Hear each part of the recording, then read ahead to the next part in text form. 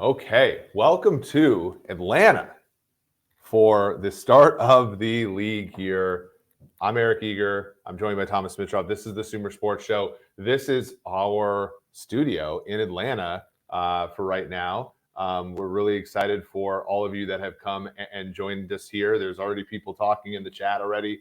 Thomas, it's been a crazy few days in the NFL. And I'm just excited to sort of close out this tampering period with you. Look, I want everyone to know, not only are you a PhD in math, but you're also the IT guy. And what's that line? Chief cook and bottle washer? Like you do it all? It was crazy. Now, we got to shout some people out. We Tyler Sobchak, who still at PFF, was with me when I was there. And then Matt Sopsky, who helped us out when we were at the Super Bowl. Big help here. But yeah, if we have any technical difficulties, we can obviously trust the people in the chat to help us out here. But I'm so excited for what we have in store here. We have to talk about we're going to be on here for 2 hours. We're going to go 1 hour until the league year starts, and then 1 hour basically after the league year starts, so we can get all of the official signings underway. But we have to talk about something that hasn't become official yet. Aaron Rodgers has expressed on the Pat McAfee show, look, our goal as a podcast is to one day be the place where a disgruntled quarterback tells that he wants to go to a team. But for now, it's a Pat McAfee show. He says that his intention is to play for the Jets, Thomas. We talked about this a little bit on both shows. Like, how do you navigate this situation if you're a general manager on both sides? If you're on the Green Bay side, of course, with Brian Gutekunst, but also if you are on the Packers or the Jets side with Joe Douglas. Well, we've talked about the general manager situation at the Packers. When you're talking about Gutekunst, that's been on his mind. This situation has been on his mind for quite a while. It's tough.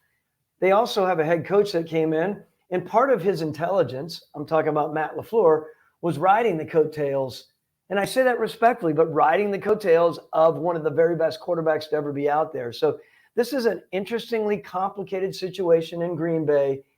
We'll get back to that. I do want to jump over, however, to Joe Douglas as a general manager, of the Jets. And it was asked of me earlier on in an interview today, how would you deal with that? Is that a really difficult thing as a general manager to have someone dictate hiring this guy and sign this guy and this guy, because that's what we need to get done?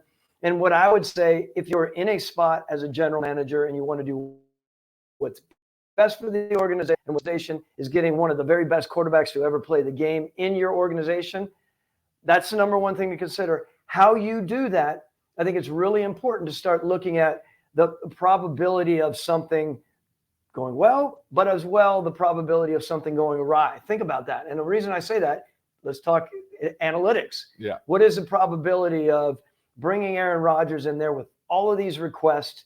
And if you give in to the requests as a general manager, does that just open up Pandora's box and all of a sudden Aaron Rodgers is going to be dictating everything for the New York Jets going forward? Yeah, we talked about this last day. You sort of have to take a pre-mortem of all this. Like, what happens if you sign him and he's a disaster? He's, Russell Wilson proportions last year.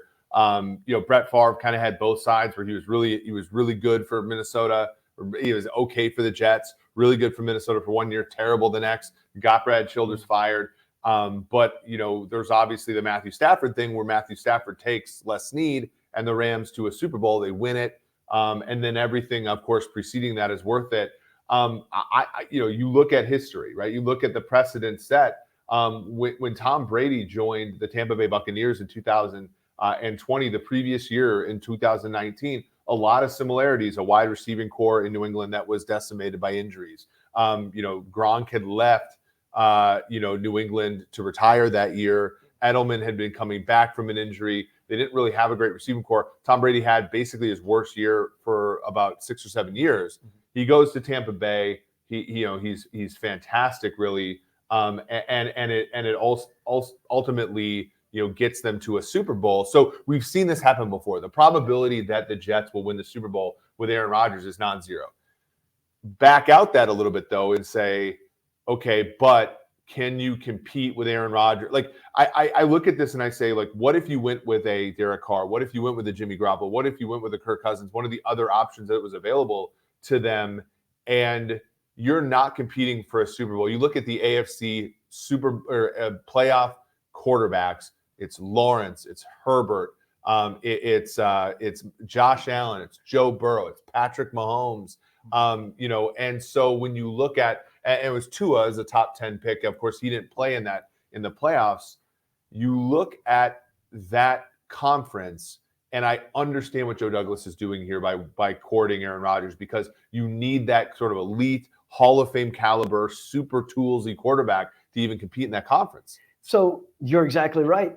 General managers of the olden days would look at it and they'd be pulling their hair out, right? Any indication of a player taking control of an organization. This is a newer generation of general manager. I mean, I get it. There were things that we did over the last, 12 years or 13 years that the old school general manager wouldn't do. And there are, and we all know if you win, if Joe Douglas wins, Joe and co, I mean, then everything is great. Yep. But if things start to go awry, what if, Aaron maybe has an injury or he's just not operating that well, all of a sudden all darts start throwing towards Joe Douglas on an ultimate decision that he and a head coach make that isn't easy. Again, I am all for what Joe's doing here. Now, I have to be careful about the nuance of it, but in today's not for long league, I know you guys get sick and tired of me hearing that from me, but it is the way it is. Right. They have to make a very, very strong move in New York. I don't think they can go for mediocre. They can't go for the 5 quarterback. They have to go for the 8 quarterback. And I believe, I haven't heard you say this. I really believe Aaron still definitely has gas in the tank and he can play at an extremely high level. He had his moments, right? He's a guy who over the last decade or so has had his moments of really mediocre play that has been followed up by really good play, right? So you think about, obviously 2010, he won a Super Bowl. 2011, he was the MVP of the league. 2012, 2013, a little bit down. 2014 is MVP. 2015, you look at those statistics, they're not great, right? 2016, halfway through the season, you're looking at a guy who had regressed significantly, and then he turns it on in the back half of 2016. The only thing that could stop Aaron Rodgers in 2016 was your Falcons, right? He came in that was the hottest quarterback in the league, not named Matt Ryan, comes in there, and even then, he gave you guys somewhat of a game. You guys were blowtorching that entire conference. And then again, down year in 17, 18, 19, wins 2 MVPs. So I think that I would say that Aaron Rodgers is going to have to be a guy that has to have a prolonged, downfall before I ever say he's lost it, right? Before I ever say something like he can't play anymore, just because we've seen him have ebbs and flows between being kind of average and being amazing. And who's to say that he doesn't have one more amazing run in him? He's older, but he's not that old. So we have not talked about this. He's now potentially, the irony of this, going to the New York Jets. And oh, by the way, who is the offensive coordinator there? Nathaniel Hackett, right? Think about that. The irony that didn't happen, which evidently George Payton and the Broncos thought that was going to happen way back, right? Mm-hmm. In the acquisition situation. Didn't happen. They end up doing a huge deal with Russell Wilson. But let's talk about that a little bit. Aaron Rodgers reuniting. They both obviously have a great deal of respect for each other. So when you're Aaron Rodgers at this point in his career, he doesn't look at this as high maintenance. He looks on this as kind of playing his own element of general manager. I'm going to tell you guys in the NFL what you need to get done to maximize your talents in New York and be a potential Super Bowl winner. You look at other sports, right? Like you look at the Miami Heat with Spoelstra. Like I think everybody believes he's a great coach now, but back when LeBron James was there and it was Chris Bosh and it was Dwayne Wade, it's like, is he just a passenger in his own? Mm-hmm. I always say, I think about guys who, quarterbacks like Carr, like Cousins, Tannehill, are they passengers in their own football life? Are they bystanders in their own football life? Aaron Rodgers, for better or worse, is the whole car when it comes to his football life. He's not just driving that thing or riding in it. And, and that's something where, I want to bring it back to you because you obviously drafted a quarterback he may make the Hall of Fame. And at some level, you know that like a lot of your success was due to the fact that he had success. When you're a general manager, how do you handle the fact that there is just that one variable that is probably more important than the head coach, and in some ways, very, very tethered to what your success is? Because that's really where it is. Like, good on Douglas for looking at the situation and saying, I need this quarterback to have success. He drafted, the guy drafted the offensive player of the year rookie last year and the defensive rookie of the year last year, and they win 7 games, right? It's no more clear that you need a quarterback than the Jets, right? Because they've done so well in selecting talent recently, and it's just not going to come together unless you get that elite guy. So good on him for sort of allowing, giving away, ceding some, authority, because it's necessary to win. Good on him, and good on the Johnson family for sticking by a group. Look, Joe Douglas, again, I want everyone to know he is a really good football man with a really good eye. He's been around it a long time. He, as you all know, he comes from an organization like Baltimore and Philly with Howie, but with Ozzie Newsome and Eric DaCosta. He knows how to build football teams.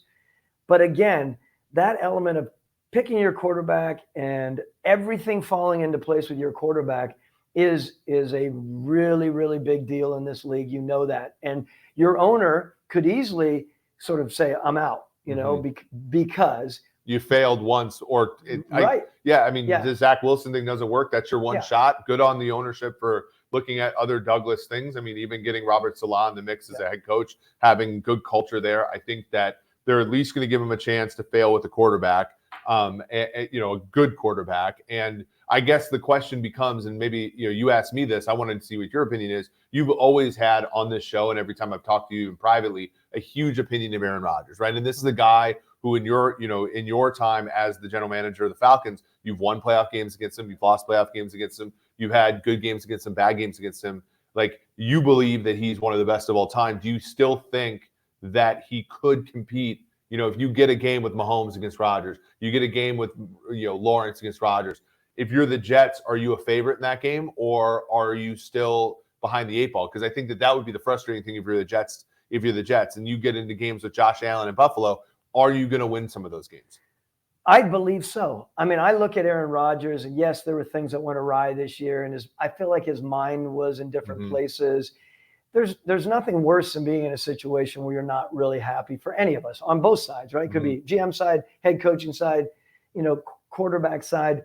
My feeling of when I watch him and I still see him move around, I think, short of the really good athletes out there, I still believe he is a good operational athlete, on top of the fact that his awareness and his abilities are still top notch. Of course, people are arguing, and there are times he has his ups and downs, but he recovers. He's got great awareness in my mind. He is a really smart football player. Again, there are people out there that don't like his personality, and the cheeseheads out there, you hear some of them complain. I could be walking around town in Atlanta, and by the way, there are a lot of cheeseheads in Atlanta, and they're like, the first thing they want is they want to move on. And I say to them often, I'm like, skill wise, really be careful what you're looking or what you're asking for, and what you're praying for in your replacement is sitting in the wings in Green Bay. And I don't want to take a shot at Jordan, but you don't know what he is yet as a leader, you just don't know. And what the Jets are about ready to get is a guy who has everything you're looking for from a quarterback standpoint.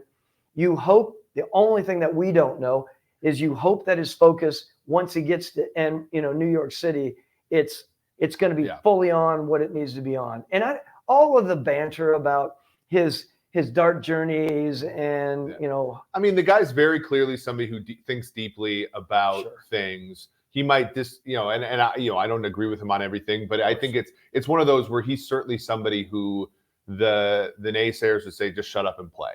But I think whether you agree with him or not about stuff, he's earned the right to be his own person. He's earned the right to have a life outside of football. And, it has gotten weird, and I think people egg him on a little bit, and that might exacerbate the issue. But Aaron Rodgers has played well enough in his career. 4 MVPs, 2 consecutive just 2 years ago. He's earned the right to be a little bit of a weirdo if that's what you want him. That's how you want to characterize him. And Tom Brady was an eccentric guy in his own way, right? And a very obsessed guy in his own way. And so I don't think that should be something that, if you're a Jets fan or you're a Packers fan, like, look, you talk to, I lived in Wisconsin for 6 years. My wife's from there. Like, you talk about the 70s and 80s. Like, if you're a Packers fan, like, those were dark years. You made the playoffs like once in 25 years or something like that. Be careful what you wish for a new quarterback, because it's not going to be pretty. Well, Brian Gutekunst and Matt LaFleur coming into that situation there, their record over those 4 years, fantastic for Matt. And yet now they're going to be turning the page and going to a new quarterback who's not seen the field, right? How many games has Jordan Love played? He got the one start against Kansas City. He played the very, very end of the he was third string his rookie year. So he never dressed as a rookie. He had the start against Kansas City, which didn't go very well. They only scored 7 points in that game. He played the second half of a Detroit game in Week 18 last year, a game they lost to a bad Detroit team. He came off the bench against Philly once and was fairly solid. So we really have mixed reviews on him. I think he's one of those, again, like, you think about how much more do you know about him than somebody like Anthony Richardson. Like, both the guys are super toolsy. At least with Richardson, you have some SEC competition, where with Love, it's mostly Mountain West. It's an unknown, and you have to bank on LaFleur. And we really don't. You think about the history of Packers football. You have the success of Holmgren developing Favre, with Andy Reid. You have the success of McCarthy developing Rodgers. Mike Sherman was there at the very beginning of Rodgers, but it was mostly McCarthy, for better or worse. People don't like him, but he did that. LaFleur has been a great coach. He's won 13 games 3 times in his career, but there isn't evidence that he can develop a quarterback. He did take Rodgers out of a bad string of play into a great string of play, but he didn't develop a quarterback from A to Z. And so that is a real big unknown that we don't necessarily know if he can do that. So if you're a Packers fan, you better hope that he has the goods there, because otherwise you're going to be looking for a new head coach, because it's just hard. And for better or worse, and whether it's fair or not, the success of the quarterback is blamed on the coach and eventually the GM. Well, look, anytime you're a general manager getting an opportunity, I will speak for general managers, your quarterback situation is what's driving you, right? Think about those two gentlemen. Good football guys, there's no question. Goody has been around forever scouting. We all scouted together, and Matt LaFleur, raised as a coach. He's obviously got a good football mind. And yet you pray to come into a situation where you have a quarterback. Think about that. The established side of Aaron Rodgers, let's not get away from the topic here. They're not having to draft a first-time quarterback out of the college ranks and project. Yeah. They're riding the tails for sure. And you should. Yep. Good for them. There are a lot of guys that get the GM job, and within 2 years, they don't have a shot in hell because they don't have a quarterback. And there's no quarterback in sight. I sit there right now and I look at Atlanta. Of course, I'm always going back to look at Atlanta, and I have some really good feelings. I want them to do well. I've said many times that I really like, where Arthur Smith is as a coach, and he's got that running game going. And I honestly, from the bottom of my heart, I hope Terry Fontenot, everything goes well with him. I like Terry personally, and they have a situation right now from a quarterback standpoint. They bring someone in, ostensibly they're bringing someone in from Washington, Heineke, to be a guy, but they also have a guy that they're saying they're building around a rookie from last year. And I started reading some of the stats. It was in Peter King's column about the further he got down the field throwing the ball and his negative percentages for Ritter. Yeah, when he was at Cincinnati, his misses were bad, right? Yeah. And a lot of people like his pocket presence, but when you have accuracy issues, it's going to be hard.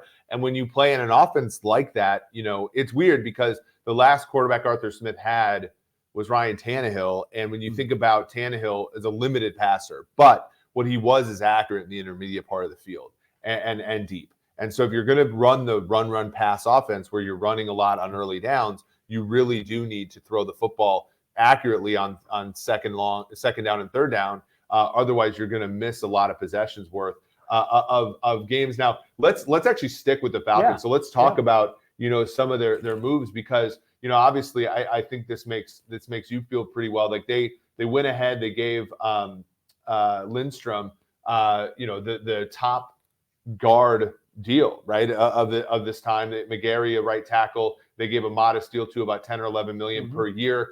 They go David Onyemata, who is a defensive lineman from basically their rival, the Saints. Onyemata, 49 pressures in 2020. That was his career high. He's had a suspension, and he's seen his play decrease a little bit. So you got a little bit of value there. 3 for 24.5 for him. And then they splash, in the secondary, they go Jesse Bates, 4 years, 64 million. The thing I worry about, Thomas, is when they took over that team, there were some cap overflows from the previous time. They do some work. They get rid of Matt. They get rid of Julio. They do all these things. Matt's a premium player. Julio's a premium player. Ridley, they lose. And Ridley, they lose. Not really their fault, but those are premium players at premium positions, wide receiver, quarterback, and you go ahead and replace them with good players, but you're looking at guard and tackle were already taken care of. But you look at the acquisitions, you're looking at defensive tackle, kind of a swing guy, right, and then a safety, and you're like, well, where is the production going to come from at premium positions, right? You got Pitts, and Pitts, plays London. tight end. And then you got London, quarterback, like you said, really, really suspect a little bit. They trade Jonnu Smith, of course, or no, they get Jonnu Smith in a trade. And so where's the production going to be for them at defensive end? Where's the production going to be for them at, other than AJ Terrell, at corner? Where's the production going to be for them at secondary wide receiver positions? That's the question I have to see answered by the Falcons before I'm like, okay, this is a team in the AFC South I'm going to buy into, because they're doing a great job up the middle. It's now on the flanks that I need to see some movement. So let's start talking. I know we've already discussed it, but let's talk a little bit about quarterback leading into the rest of the conversation. We talked about this a number of times 2 years ago when they had an opportunity to potentially draft one of the quarterbacks. Might have been the quarterback that was is sitting there pretty at Chicago. Yeah. Let's just say hypothetically they didn't go for Kyle Pitts and they decided to get a quarterback then. How much different would their situation be right now? No one really knows, right? Waited 1 year, come back last year in a year that really was not a strong, we know that. It was a very pedestrian year as far as quarterbacks coming out.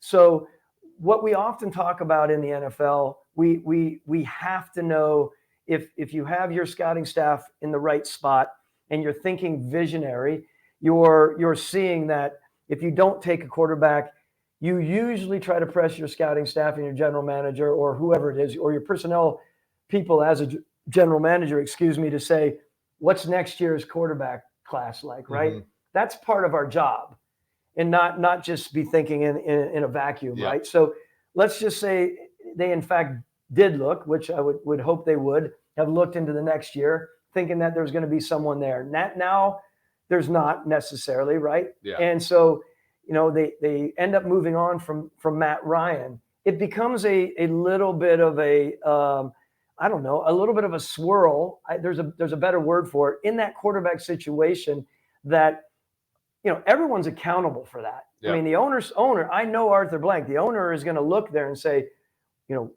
were we thinking about the next year after we took a tight end instead of a quarterback? Yeah. What was our game plan for the next 2 or 3 years? Well, and that was the whole, and that's where it got rough, right? Because there was the money movement with Matt Ryan, right? That effectively kind of guaranteed, a lot of money to him in years 1 and 2. So to take Fields at 4 in 2021 would have meant, at least for half of that rookie deal, you're paying both guys. And so you lose a little bit of that edge, but it came at the expense of you come around and people like Sam Howell, but Sam Howell was one of the favorites to be the first overall pick. And it's I don't know about, I'm not a great quarterback evaluator, but you're looking at Sam Howell. If Sam Howell's on DraftKings as the favorite to be the number 1 pick, or somebody like that is the favorite to be the number 1 pick the following year, I'm not waiting until that next year, right? Sam Howell's kind of a shorter guy, not a great athlete. He's a great athlete, but not a great thrower, all this stuff.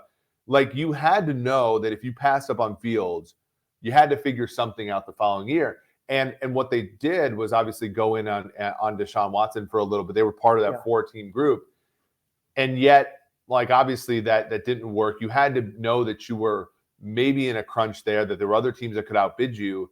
And then you had to get rid of Matt. And now you're stuck because all the stuff in 2022, there's no quarterbacks, as you said, even worthy of their pick or even close to that. And then now this year, you're good enough because you're a good coach, Arthur Smith. You're a good talent evaluator, Terry Fontenot. You get some decent pieces in there, and the NFC is weak enough where you're not even able to pick that high again because you're able to win football games running the football and playing, not great defense, but passable defense at times. And so now you're stuck for another year. You're basically going to have to trade up to get a quarterback if you want one high. Yeah. So let's say this. In Atlanta's defense, I would say there are a myriad reasons normally that a team would not take a guy like Justin Fields, right? Like, look, this might sound really odd to most of the listeners or not. You look at so many levels when you're looking at acquiring a quarterback, right? Mm-hmm. I'm not saying because they passed up on Justin Fields. It could have been other people. I mean, look, there could have been a guy that ended up going to New England that they might have been able to trade back. Mac Jones could have been Mac Jones was in the running for being the third pick in that. But just so everyone knows, I mean, Justin Fields, he's got Georgia ties. Sometimes we even go to a spot when we're putting things together. Do we really want a family in your backyard watching practice every day? Yep.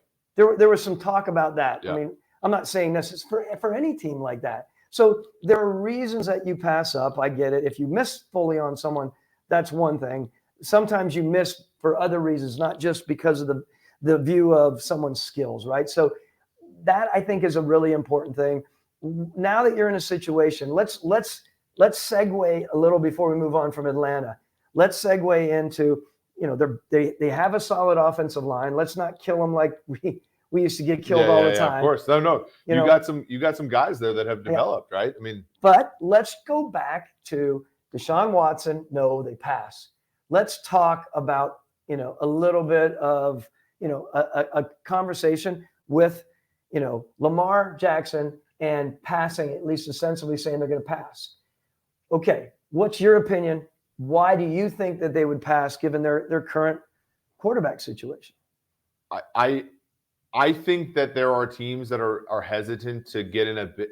So it's a couple of reasons. Like, we all know people with the Ravens, we're really big fans of Eric DeCosta, his entire staff. People, listen to the show, friends of ours.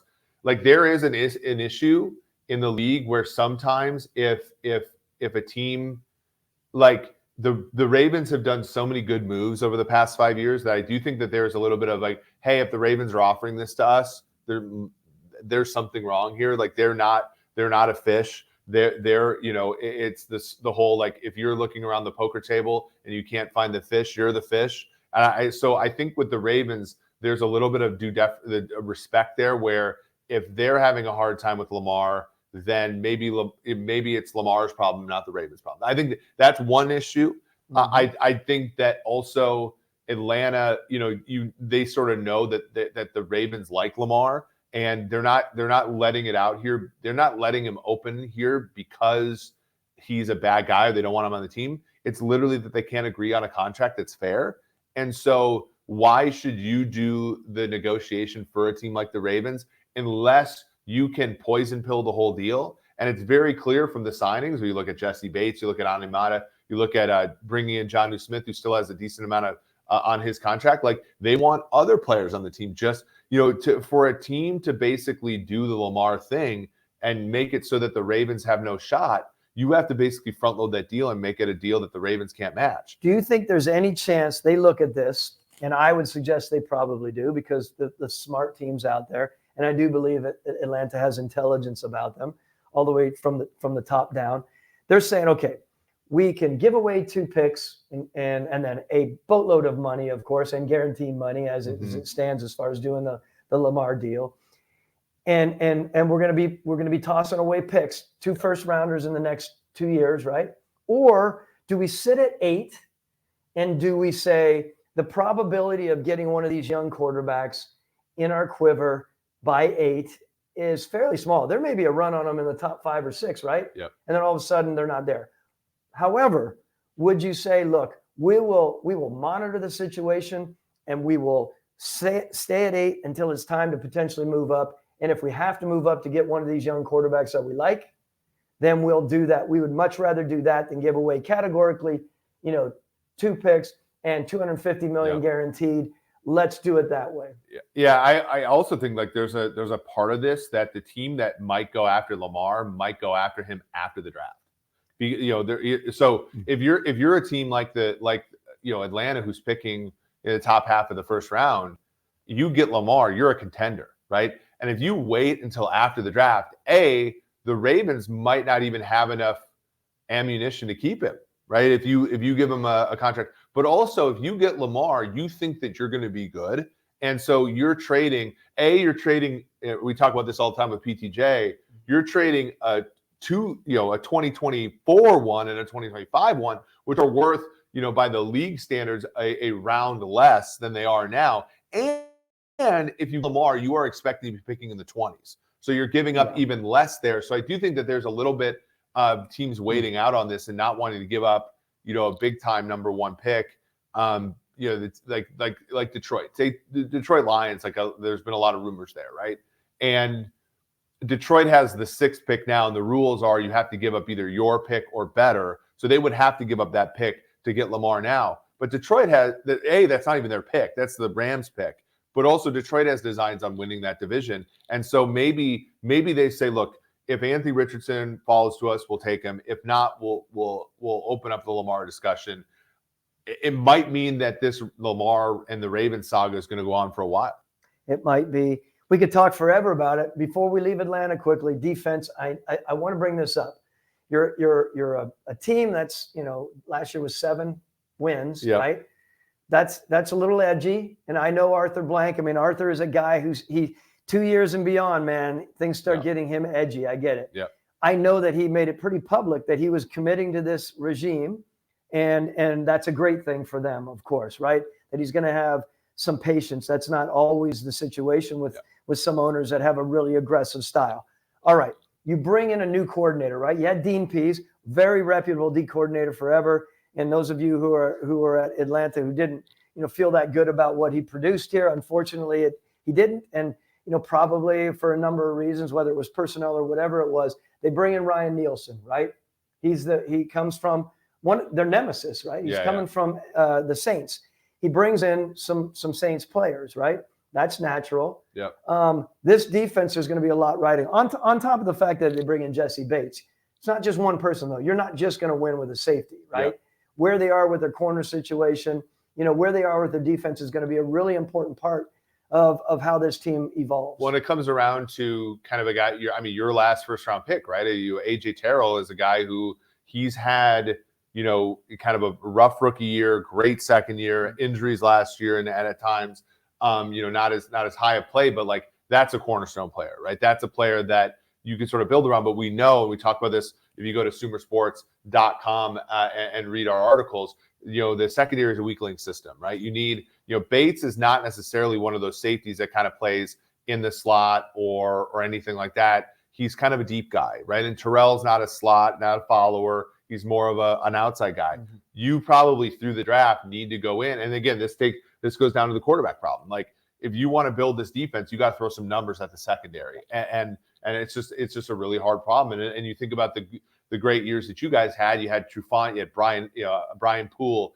you had Alford, you had KZ, you had Neal, and all those guys, Allen. You had depth there, right? And even the year that you made the Super Bowl, Trufant left with an ACL midseason. You still kept it around because you had some depth.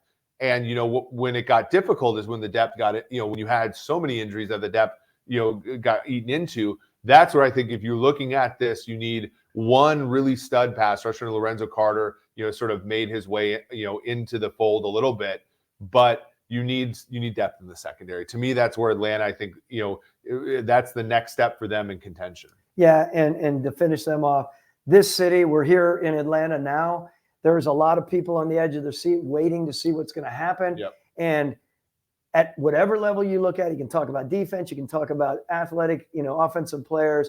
It comes down to the quarterback, and this city will not be happy with a pedestrian quarterback. So it's imperative that they get a producer in that position. I want to talk about a quarterback that maybe is not pedestrian, but is also not of the sort of elite ilk, and that's Jimmy Garoppolo. Jimmy Garoppolo signed a 3-year, $67.5 million deal with the Las Vegas Raiders. Garoppolo, over the past, since he joined San Francisco, when you look at, expected points added, adjusted expected points added, things like that, engineered some really, really good offenses in San Francisco. But I think, for the most part, guys like guys that scout these guys, don't just look at the numbers, that actually look at how the production is generated.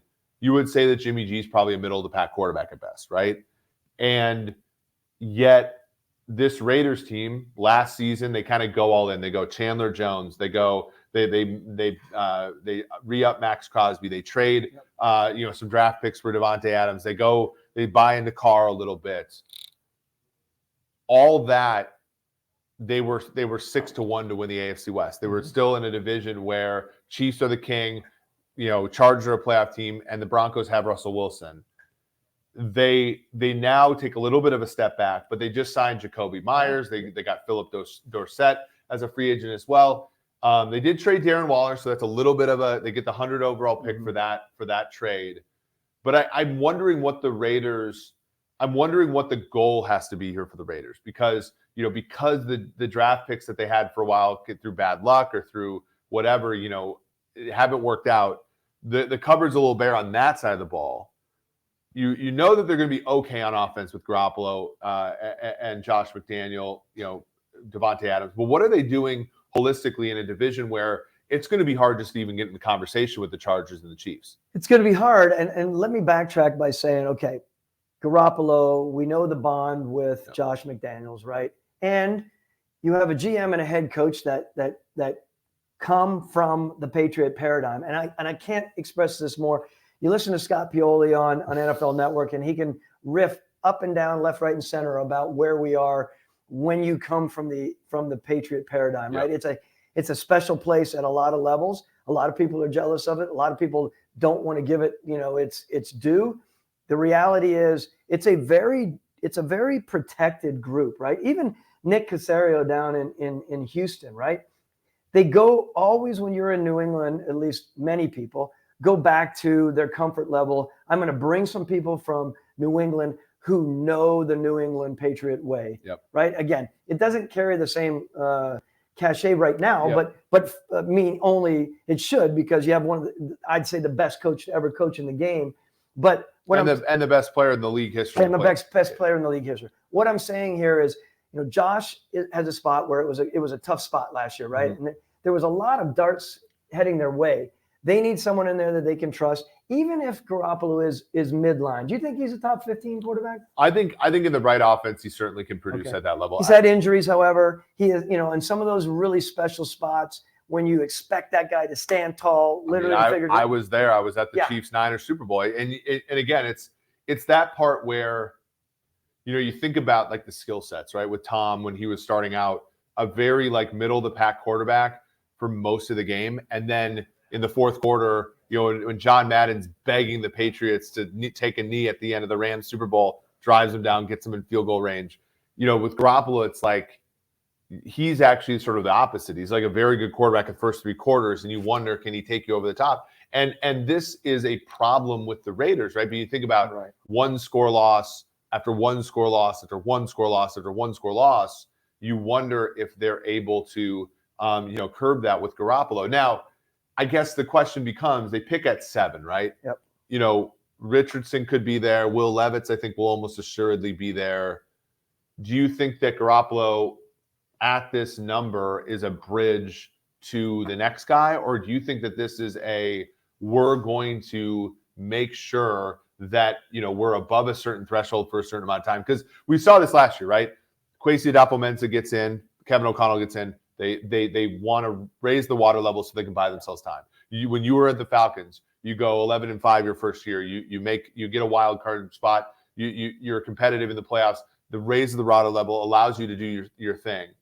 Do you think that after a year of going, I believe it's 7-10, 6-11, Are they just trying to get on the green here with a guy who, and I hate saying this because it sort of is not analytical, but a guy who does win. Jimmy Garoppolo wins football games. You look at his career record, he does know how to win football games. He knows how to engineer good offense. Do you think that this is a move that is a bridge to another guy with more upside, or do you think it's something to get on the green for them? Let me start by saying I have a great deal of faith in Josh McDaniels. I think he's one of the best offensive minds out there. I think he's really good. Now, it's a different story when you're running the show, right?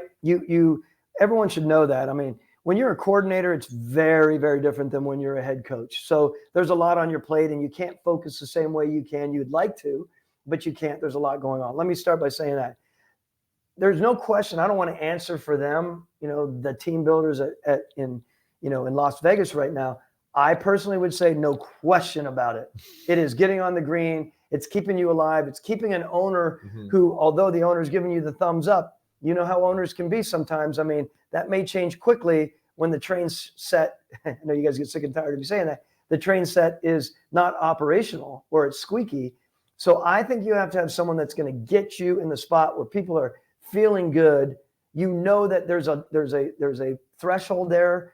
And I think they would have an opportunity to potentially take someone, again, at 7. I think there's a great opportunity to do that. What's this number? This number right now is 72.75 over 3 years. What's that? It's like a middle class quarterback contract. It's a middle class. Yeah, and I think it depends upon the guarantees. I was reading 67.5, 72.5. It's under $25 million, right? Yeah. So you're not paying a ton for him. That's right. And we've seen teams with Garoppolo making similar amounts of money make Super Bowls, make NFC title games. So I don't hate it, but I also think you look at the schedule, right? And I just want to read off their schedule a little bit. You have Detroit, who's supposed to be pretty good. You have Kansas City twice. You have Los Angeles Chargers twice. You have your Patriots, Jets, who we just talked about going to get Rodgers, Packers, who might lose Rodgers but are still really well coached. The Vikings, who won 13 games last year, the Dolphins, Bills, Steelers, and Giants, right? The Steelers and Giants had winning records last year. Yeah. That is a tough schedule when you're going in and you think about, and I love doing this exercise sometimes, how many of these games do the Raiders have the better quarterback? It's much less than half. And so, it's an uphill battle, but I think, as you said, Josh McDaniel, what I really like about McDaniel is you think about some of these coaches in the league that have gotten second chances. Where Dick Vermeil, the distance between chance 1 and chance 2, that's a Super Bowl winning coach, right? Pete Carroll, right? He got fired by the Patriots in 98. Yep. He's the coach of the Seahawks in 2010, right? That's a gap. That's a Super Bowl winning coach. McDaniel, of course, had his chance as the coach in Denver in 2009 and then 10. Yep. Starts 6-0, basically falls apart after. But then you have that distance. You have that time to learn. You have that time. You're always thinking, and we were talking earlier today about second chances for people. You're always you're thinking about, you get a decade to be like, I failed. What would I do better the next time? And I think that no other better apprenticeship than a second time with Belichick to sort of do that. So I do think I'm bullish on McDaniel with the Raiders. And if he can elevate Garoppolo the way that Shanahan did, then I think that a lot is possible. All right. Before we move on, I got to ask you a tough question, right? I'm going to keep throwing these GM questions to you.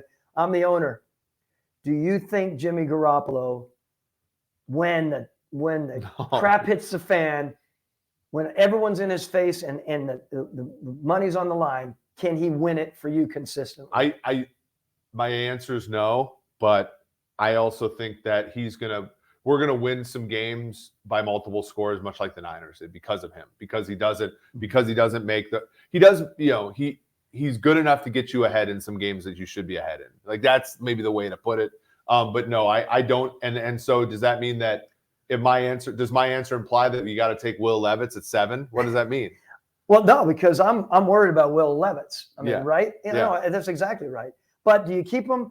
Do you keep him in the wings? Do you develop him a little bit more with a guy that you can you can be on the positive side and you can of the win schedule or the win numbers?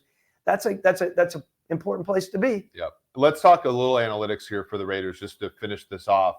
They get Jacoby Myers, formerly of your Patriots, 3 years, $33 million. Jacoby Myers was 23rd in a stat called yards per route run. Yards per route run if you just look at really simple efficiency statistics among wide receivers, Yep. that one's the best one. He's at about 1.9. That was better than Deebo Samuel. That was better than a lot of really good players in the NFL last year.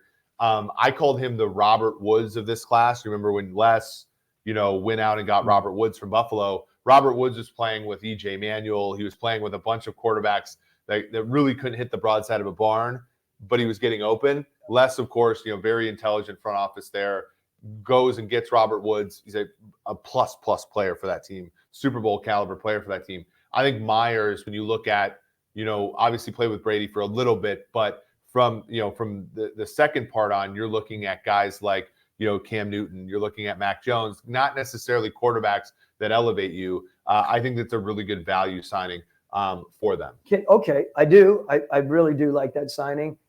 But before we move on, and maybe we can head over to New York and talk about Waller a little bit. I mean, when you think about that moving on from a guy, again, I've heard people talk about this. I mean, any of those quarterbacks that might have some issues, a young quarterback that they might draft at the 7th overall pick, I'm back still staying with Las Vegas. When you think about moving on from a talented, athletic tight end, you have a little bit of a hole there. Yep. So all I would add from again, Patriot paradigm idea, and I want your analytic take on it. But first, there's a reason. There is no way Josh knows about working with tight ends. He's not moving on from this guy if there wasn't an overview of something, whether it was injuries, could be character, who knows, or personality issues. You never know. He is a type of guy, as I know Josh fairly well. We work together, and I have a great deal of respect for him. He's not going to stay there with just a guy. Because it is a really good draft, tight end draft, he probably thinks they're going to have an opportunity in rounds 2 or 3. Which you wonder about because tight ends, of course, age better than most. Now, Waller got a slower start in the NFL because he had the drug problems and everything. So he's a little older than maybe his production would suggest. I just pulled up this guy. You were part of the acquisition, but, you think about who McDaniel's had at tight end. He's had Daniel Graham. Yep. He's had Ben Watson. He's had real tight. Like I say this respectfully as somebody who was a very incomplete tight end myself, but Waller is not a blocker. Waller's a detached guy. Waller's an athletic guy. Waller's a very productive guy, but you think about the history of New England tight ends and Daniel Graham was Daniel Graham not only played for McDaniel in New England, but also played for him in Denver, right? Mm-hmm. A guy who's a very complete player at the position. And you wonder if that's something, they have Foster Moreau there, a guy from LSU who's more of a complete tight end, kind of a bigger guy who's evolving, even wears Gronk's number 80. That's maybe who he's looking for. Now, with the Giants, you think about, okay, fail on Evan Ingram. Tight ends almost always do better for their second team. Yep. Waller was a Raven before, but effectively this is his second real team.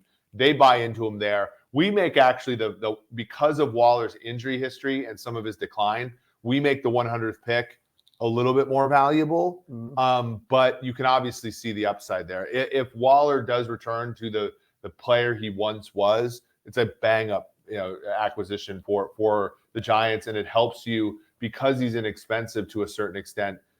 It helps you curb the Daniel Jones signing, which is an expensive one for them. It's an expensive one. And one of the biggest moves, and you guys have heard me say it before, with Matt Ryan and his development, we were very bullish on bringing Tony Gonzalez. And I would just say, I love tight ends. I love them. I just think there's such high percentage. We talk about that again and again. And when you're going into your second year as a head coach and as a general manager, Joe Shane, and when we start talking about that group and how they want to approach things, to know that they just sunk a ton of money into a quarterback, that they love how he's evolving. We had a little conversation about Barkley or Joe. We can talk about that. But my point is to have a tight end that has background. That's a settling feeling. Well, it's a person that helps. So we talk about weak links, right? We talk about not being fragile. Yeah. A tight end helps so many parts of the offense when he's a complete player. He helps the tackles. He helps the wide receivers. You think I want to talk a little bit. I want to transition a little bit into the Super Bowl champion Chiefs, because I think it dovetails into this, right? Because you have, the Chiefs just let Juju Smith-Schuster walk. He took a deal with New England just today. I'll get the financials in a little bit. They let Orlando Brown walk. They cut Frank Clark. The one move they do get is a 4-year, $80 million deal with Jawan Taylor, a tackle out of Florida, previously of the Jaguars. When you think about Kelsey, the Chiefs last year, I was watching that Buffalo playoff game while I was rowing the other day. I'm like thinking their wide receivers in that game were Byron Pringle, Demarcus Robinson, I think Josh Gordon, and Tyreek Hill. So you're thinking if you can cover Tyreek Hill, Chiefs have hardly any shot except for Kelsey as well. They in a very counterintuitive move trade Tyreek Hill last year. They replaced him with Juju Smith-Schuster, Marquez Valdes-Scantling, Sky Moore, and Justin Watson. And they go ahead and they're an even better offense.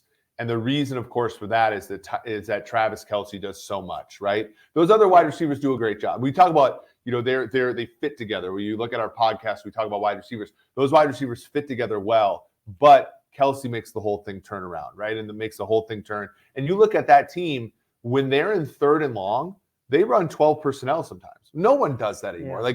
Because their tight ends can do so many things. They can help the tackle and pass pro. They can help, Andrew Wiley, your right tackle, was a replacement level player kind of for a long time, ended up starting 70-something games, gets an $8 million deal with Washington. He needed help on a significant fraction of plays by their tight ends. So I think to your point, the Chiefs very much buy into this idea that if you have an elite player at that position, it covers a multitude of sins. And now, they're able, to take away from the wide receiver core because Juju was going to be expensive and buy into a tackle position that I think that they felt they were a little bit weaker at.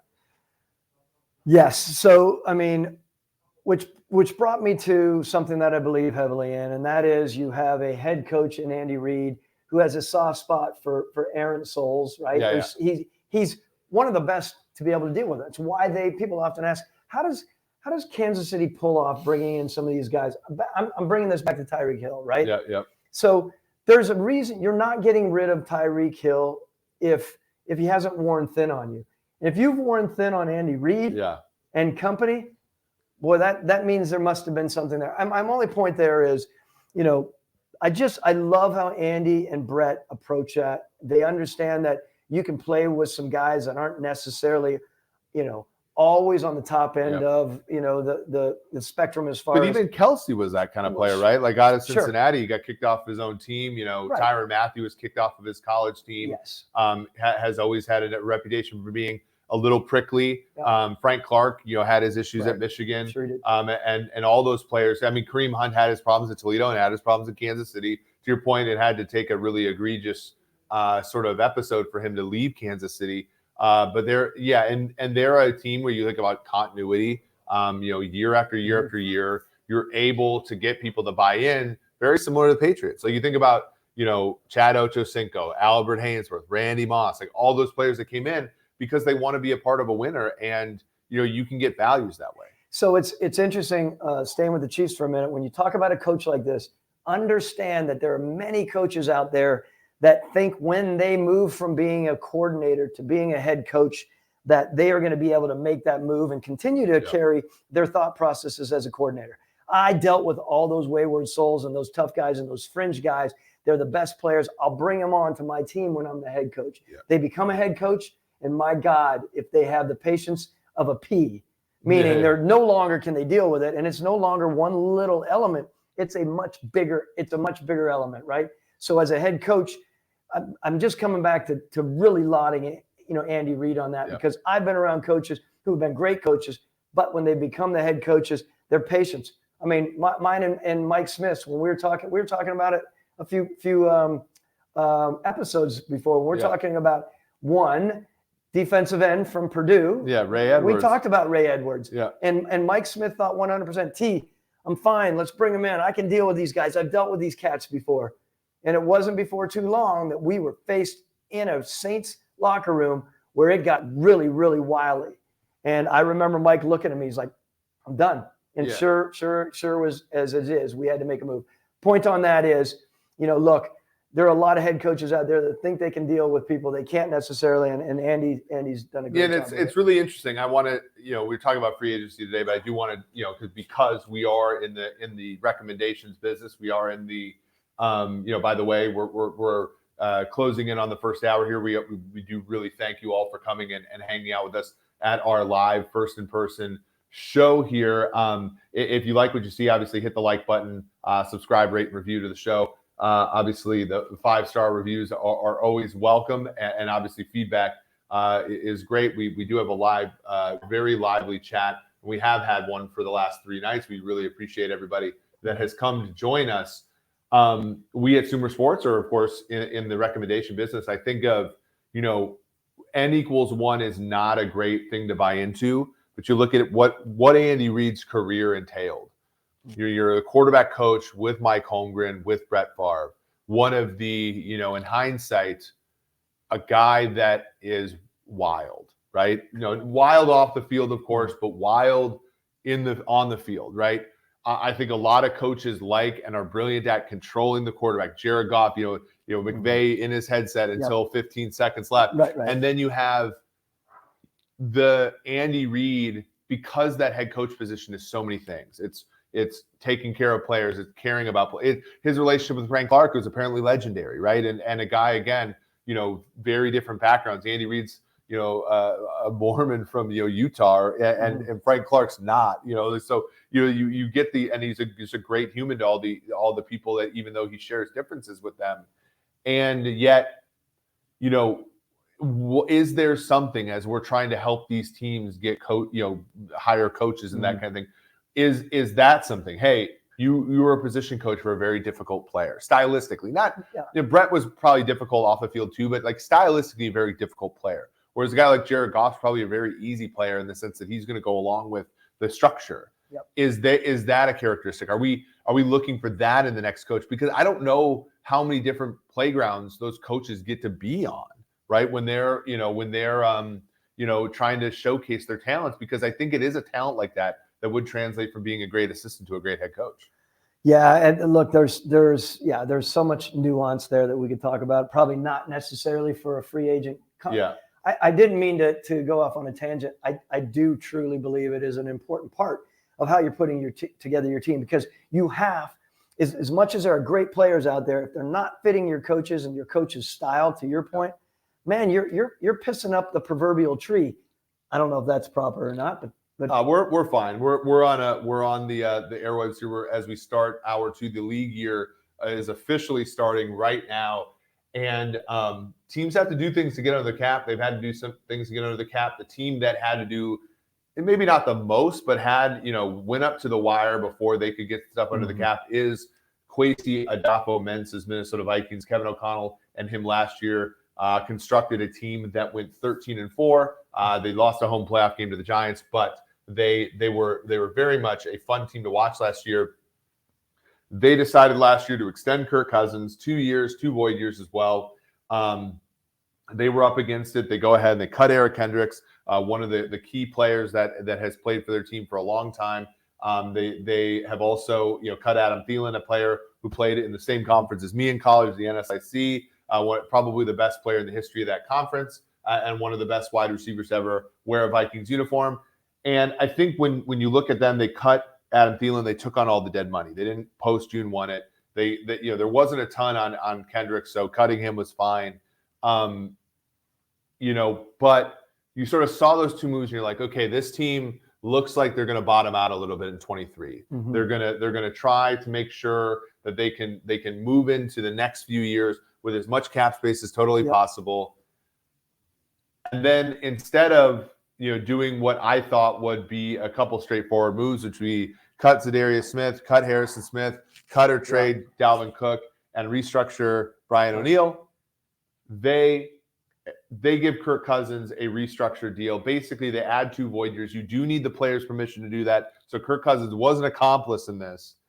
They take the $20 million roster bonus. By the way, if you want to look at restructures, there's an article on SumerSports.com about it. They take that 20 years, they prorate it over 5 additional years, right? So the 4 void years, including this, and then and then the year he's playing this year. So that's how they get under the cap. And then they go and proceed to sign Byron Murphy, a corner from Arizona, previously of Washington, Marcus Davenport from UTSA, a former first-round pick of your rival, the Saints, and then Josh Oliver, a tight end from the Ravens. Those are their sort of three big pickups. So now the Vikings are kind of in this position where they maybe aren't tanking this year, but they're not exactly all in. What's your read on this? Because you didn't really have necessarily those kind of years in Atlanta. Like you had, you built a contender right away. You kind of had a couple, maybe the first year under Dan Quinn when you win 8-8. Maybe that's similar to this, but like, can you give me an idea of what the Vikings are thinking? Are they trying to be competitive in a weak NFC while also trying to plan for the future? Because it felt like they got to play last year, and then they're like, okay, party's over. Let's kind of chill out in 23. But then the Cousins restructure and some of these signings give rise to this idea that they could try to be winning this year. Before we move on, I'm going to give you every opportunity right now to take back that phrase of suggesting that an NFL team is tanking this early in the process. That because I know that's not what you meant. Well, I don't mean tanking. I do mean, though, like if you look at what Chicago did last year, Chicago had a great deal of, much like so Minnesota, and this will be an interesting case study because Minnesota and Chicago were at similar straits, right? Mm-hmm. The Vikings were kind of that. The Vikings were 8-9 the year before Adolfo-Mensah and O'Connell took over. The Bears were 6-11, right? They played the final game. If the Vikings would have lost, they would have had the same record, right? So they were very similar as far as on-field performance. And, the Bears had a young quarterback, so maybe that helped. But the Vikings had kind of a good quarterback, but a quarterback who, I think most people put him in the Jimmy G realm. Mm. The Bears trade Khalil Mack. They cut some other players. They absorb a lot of dead money right away. Now, you can call it tanking. You can call it whatever you want to call it. But in the final game of the season, they were playing Nathan Peterman. Nathan Peterman was playing too well. And then so they put in Tim Boyle, right? And so and Lovie Smith, God bless his soul, won his final game of the Houston Texans, and the Bears get the number 1 overall pick, and now everybody's excited for that. Now I'm not going to say tanking, but what I'm saying is they ripped off the Band-Aid a year earlier than the Vikings did, right? Mm-hmm. Sure. The Vikings, they pushed the contracts back on Thielen. They pushed the contract back on Aaron Smith. They pushed the contract back on Cousins. They gave themselves room to win in 2022. Now, those are two diametrically opposed. Win now and win then. Let's call it that. Like, is that is that an ownership sort of directive, or is that sort of a Adolfo-Mensah looking at the roster and saying, hey, we can win this year? And he's right. They won 13 games. Is that, if you look at the opposite, if you're buying polls, did you see the Chicago job as attractive because they let you have the clean slate? Like all those questions, I think you look at that, and they are two diametrically opposed approaches. They are. Man, I think as you have your quest to be a general manager in this league, let's just say hypothetically you do, semantic responsibility is important. That's why I offered you the opportunity to take away tanking, because none of us have ever looked at our owners ever at any time we would even use the word tank. I get that. Yeah. All I'm saying is there are many things at play here. I think they could be at play. We don't know it.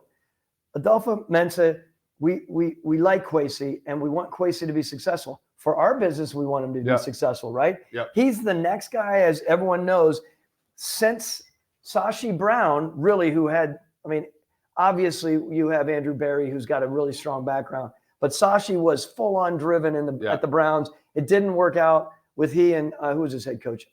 Hugh Jackson. Hugh Jackson. It didn't work out. My point is, Kwesi goes to Minnesota, and he has to win. He has to win now.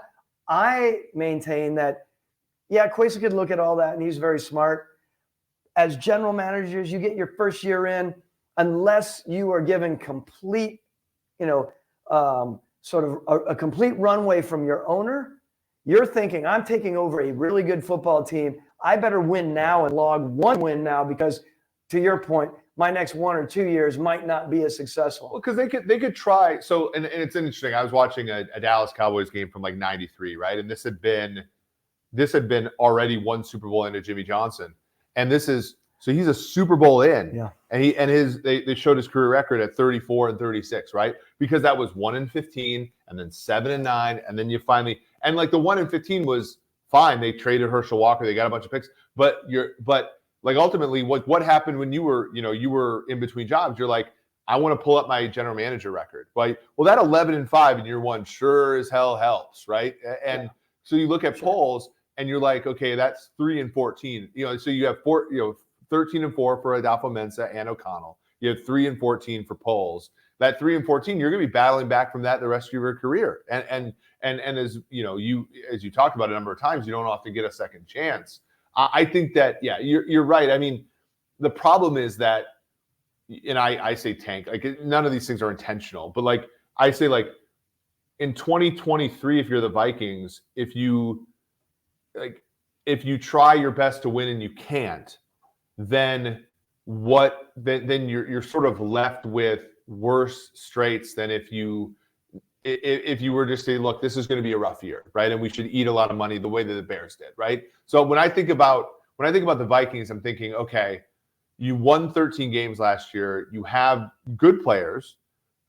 You had a very fun season, and you come up for air, and now Detroit has better odds to win the Super Bowl than you do. That's kind of where I come at it and saying, like, could you have smoothed it out a little bit differently? Yeah. No, look, I'm following on tracking everything you're saying here. And I have to tell you, I need to add this a little bit of a story because it's really, really funny. You were talking about records, right? You run records. So just so everyone knows, this was when I got fired and we were putting something together. You and I were working together. And I said, look, let's put together the last 10 years of general managers and let's just see where win rates are. We'll put mine in there and all the other guys that have gotten fired, and we'll just we'll see where we all are. And I say this in a loving enough way to Rich McKay. Remember, I asked you, I said, throw Rich McKay in, by the way. By the way, just so you guys all know, Rich was our president at the Falcons, and I threw that out, and you ran it. And I was kind of semi-joking, and you ran it, and we were looking at the win rates of like guys like, I think it was like Rick Spielman. Rick Spielman had 54-ish or whatever. There was some good, there were some good rates. And then, I think the highest rate was you. No, it was Ryan Grigson. Oh, sure. But Ryan was only 4 years in, right? Yeah. Love Ryan. I think he's right. But when we ran that and Rich's number was down at 25, I always say that. I'm like, God, I finally beat Rich at something. We'd go out and play golf all the time and marketing events. He would beat my ass. So I was excited about it. The reason I'm bringing that up is you're always looking as general managers and as coaches to try to compare to see that things are falling into place. Yeah. And back to when you bring up Kwesi Adolfo-Mensah, this is an important run for him. Yep. He's going to look back and he's going to look at his win rate in year one. And that year one rate is going to be really important as he's even negotiating his contracts. Or if he ever, God forbid, is on that hot seat level, he can always use those really. Well, I think if ownership in Minnesota is about winning and playing meaningful games in January every year, then you look and say, look, that was something that you guys wanted and we delivered it, right? Like that, sure. And that's certainly something. So look, I like a lot of his signings. I thought Marcus Davenport was a terrific signing. Sure. 1 year, $13 million. One of the things about Davenport was he had a 3% sack rate in 2021, which is, pretty solid. He had a 0.3% sack rate in 2022, which like sack rates are really oscillatory. So you think about Adolfo-Mensah and his background as a trader, you're buying low and selling high. You buy Davenport low, next year when you have more cap space, you can either franchise tag him and trade him, or you can actually buy into him, et cetera, et cetera. All these deals are pretty short. Byron Murphy, 2 for 22. And that's a former second-round pick. That's a player that kind of has inside-outside flexibility. So you're looking again at being able to curb weak ties. Garrett Bradbury is a guy, they drafted him. Spielman was a coach. Sure. And you get him at $5 million a year. That's a really, I think, solid contract for a guy who's just starting to play well. A lot of it makes sense. The thing about it that I need clarification on, I think, is just, the Cousins thing where you are, I think most people believe they're going to move on after this year, which is fine. I mean, he's had a good career in Minnesota. But when you do move on from him, that's a $28.5 million cap charge for a guy that's not playing on the team. Yeah. And you think yourself, if you're going to have a ton of cap space in 2024, and you might not be that good in 2023, all market indicators suggest that, why not eat that money now and kind of take your lumps? And especially if the Cousins, restructure came in lieu of letting go a guy like Dalvin Cook who plays running back, and it's a position where once you start to show decline, it doesn't really come back. Harrison Smith's an all-time great Viking, so I understand wanting to keep him on the team. Yep. But you could have ripped the Band-Aid off in different ways, and it's just interesting that he chose that way. Well, I do want to finish the conversation with him very quickly and I'm beating it to death. We need to all cheer for Kwesi Adolfo-Mensah. I mean, anyone who has any indication and interest, in data and analytics, you want a general manager who has a heavy data background to survive. You do not want him to flutter around. So we want things to work out really well for him. Not only because of that, but because you and I are both, I'm acquaintances with him, you're friends with him. And I think, you want someone like that. He's such a good guy. I remember very quickly when I interviewed him a couple years ago on my GM Journey thing with Andrew Berry. I got up from the sitting with him and the interview with him. We were interviewing some of the underrepresented rising stars.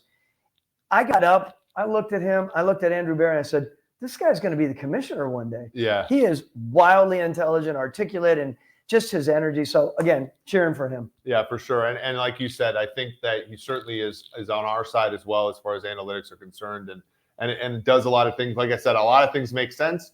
And I think every single team kind of does things that make sense from an analytical perspective, and then some things that don't. So that's very much I think the reasoning here, and it's really hard to get rid of quarterbacks who are just good enough as well. And that's really where Cousins lands. Let's talk about the Bears. The other side of the coin. The Bears trade the first overall pick to Carolina. They get 9. They get a second. They get a first and a second. In subsequent drafts, they get DJ Moore. Then they go ahead and sign TJ Edwards, and they sign Tremaine Edmonds, and then they sign Nate Davis. All those guys are going to play positions kind of in that non-premium position, linebacker, guard. They let David Montgomery go. He goes to the division rival Detroit Lions. Montgomery's interesting because I think this is one of those where you're selling or you're letting him go while he's kind of on a dip here. Montgomery was just 34th in the NFL in 2022 in yards per carry after contact, and he was even worse in 21, 48th. So, you were starting to see Khalil Herbert actually take some of those carries. And so, it made sense the Bears would move on. But they are buying into new linebackers after trading Roquan Smith. That's kind of an interesting decision. But, they're very much leaving the premium positions, the tackles, the wide receiver, secondary wide receivers. They had DJ Moore using their draft picks, corner, defensive end. They're leaving those premium positions to the draft. And I actually don't mind that at all. I think free agency is to pick up those non-premium positions. And I think the Bears did a fine job so far. Yes, I do. And do you want to segue into discussion about quarterback situation there or big picture? So I guess this is interesting because they traded the first pick early, very clearly to give Justin Fields an indication that he's your guy, right? And maybe you can give a little bit of insight into what the value in that is, right? Because I actually personally think that there's a non-zero chance the Panthers trade that pick, but the Panthers just got, bought an option on it right now just to kind of, because the Bears were going to give it up because the Bears wanted to show Justin Fields they were committed to him. Be that as it may, you don't pick up a first-round pick and a second-round pick the next year unless you are open to the idea that you might have to use those picks to move up and get a quarterback should Fields falter. I do think that this is really a make-or-break season for Justin Fields. Don't you? I mean, it's a really important year, yes. I think there's no other way you could have approached it, quite honestly, in my mind. I think what Ryan Poles and company did is the right thing to do. I really do. I think bringing in DJ Moore was another really important addition, an underneath guy. They have Chase Claypool, right? Yep. They need to continue to build that. Let's spend some time now building the offensive line, building it up, where they are with a tight end. Let's acquire a tight end. Who's their tight end? Cole Kmet's a pretty solid. He's a tight end. He's a solid tight end. But my point on it is what they've done now, moving back, free agency. Now you go into the draft and have an opportunity to look at some of the positions, i.e. O-line in the draft, I think can be very beneficial. I do not want to undersell or understate the importance of making sure that, and I said this the other day probably, when you're an organization and there's unease and uncertainty about a quarterback, the best way to give the quarterback a prop and a morale boost and your team, right? There's a lot of talking in that locker room. You know that. If Eric Eager is talking about that, the people that are close to him, they're talking about it. They're like, look, I love this guy. Does he really have what we're looking for? This is a big vote of confidence that the team needs right now. Now, back to a lot of pressure on a head coach and a general manager to make a big time move. That's a big move. Well, we're all a product of our experiences, right? Like you think about Poles came from Kansas City, and like where did Kansas City had seasons, while he was there where you bought your time at quarterback, right? Like Alex Smith was that guy for a few years where it's like, do we really think Alex Smith is the guy that can take us to the promised land? Maybe, but he's got to sort of get to the next year, right? And there were Chiefs were reportedly in on Paxton Lynch the year before they were in on Mahomes, and there was a year where the Chiefs went a whole season without throwing a touchdown pass to a wide receiver, and I think that that can be. You look at the Bears wide receiving core last year, and that was desolate. So what do they do? They trade a second rounder for Claypool. They trade, the number 1 overall pick, and, for DJ Moore and stuff. So you think about like where Poles has been, right? That team was 2-14 at one point. That team had no wide receivers at one point. That team had a quarterback that they weren't necessarily, super in love with at one point. And so I think Poles, when you look at, and they had the first overall pick in a year where they didn't really want it, right? And the Chiefs took Eric Fisher that year, but they could have traded if there was actually a number 1 quarterback, they probably would have traded that year. Mm-hmm. So like you think about like his experience and how it's going to sort of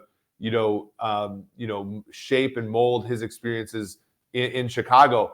I think that Fields is playing the role of Alex Smith, which is a very good quarterback who you're never going to close the door on moving on from, but you're also not all that nervous about every year, right? Like if it was just some other Joe Schmo quarterback, I don't know if Andy Reid moves heaven and earth to get him at 10 in 2017. I think he just keeps going with Alex Smith. And I think the same thing's true about Poles and Justin Fields here. Yep, I agree. Look, that move that was made in the end, again, to me, it is so settling, and I don't want to beat it to death, but I'm glad we're talking about it. I'm glad we didn't avoid that topic because we've talked about it probably ad nauseum. Yeah. I think the last thing I would say is, as we're sitting here talking about this, which is really important, I know you're looking at me every once in a while. I'm texting. I literally feel like Garoppolo and Pelissero because I'm getting guys from the NFL that are watching this, and they're saying, hey, what did you think about so-and-so that you had at the Falcons when you were there? These are personnel men asking me about some guys. So I think it's cool that people are watching and then in the middle of it asking about some of the stuff that we're doing. We've sort of avoided live news here, but let's give out some live news that sort of happened over the past few hours.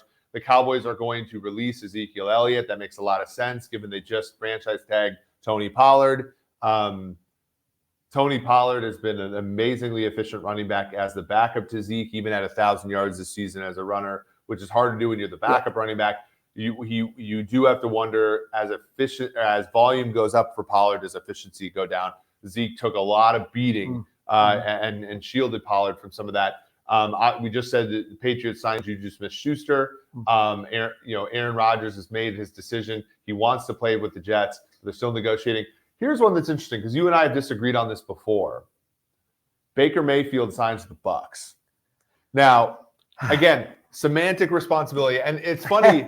It's funny because the first time I ever, you were on a Football Life, the '95 Browns ones, and you used that. What did Pioli called you guys slappies, and you said I'm more semantically responsible than that. Like that was the first time I ever heard you say that. First time I ever said it. And you said that on air, and I was like, But it's a great phrase. JT might not think so, but, well, but JT, I still want to talk to JT. We got to get JT on the show once JT, we're going to talk to you for a guy who's got a PhD who doesn't care about the use of verbiage and that's a whole different story. Yeah, well, we'll have to get him on to talk quarterbacks. He is very good at that, and he's actually a really cool dude. I actually think you guys are somewhat similar in that you guys are both, you guys are both on that like cool side of like, you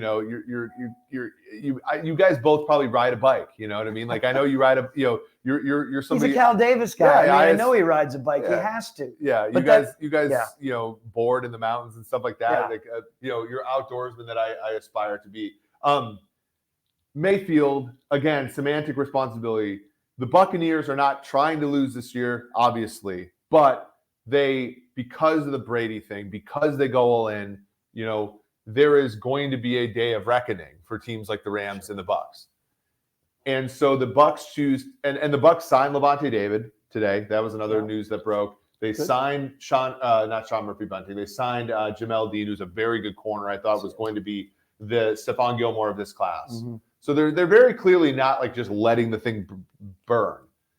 They get Mayfield. I've always said that Mayfield got a bad rap in Cleveland. He wasn't worthy of a second contract. I'm not saying that, but I thought, in the 32 games before Mayfield played for Cleveland, they were 1-31. In the 60 games that Mayfield played for Cleveland, who has been, they have not won a division title since 1989. In the 60 games Mayfield played for Cleveland, they were 30-30. So he very clearly brought a level of competence to that team that was not there before. There's a ceiling issue with him. Like he doesn't have that kind of ceiling. He's smaller. He gets injured a lot. He doesn't, he's kind of a stiff guy in the pocket, as far as reads and stuff. Can he have success in Tampa Bay? Because Tampa Bay's offense last year, they let Byron Leftwich go. It was stagnant for a lot of time. It was sort of like, let Brady, it's sort of like, let Brady do his thing in the fourth quarter, but first three quarters are going to struggle. I want to see him do well, but this is a situation where it may not be as conducive to his strengths as maybe if he would have stayed in LA or someplace like that. Let me ask you, are you suggesting that they're bringing him there to be the dude? Well, who else is it going to be? What's the number? What's the number on him? Do you know? It's 8.5. 8.5. So what else are they going to do? It's him and Kyle Trask right now are the two quarterbacks. I'm baffled to think that they would be. Look, Jason Light, I've said this time and again, he is a really good evaluator of talent, and he knows what he's doing.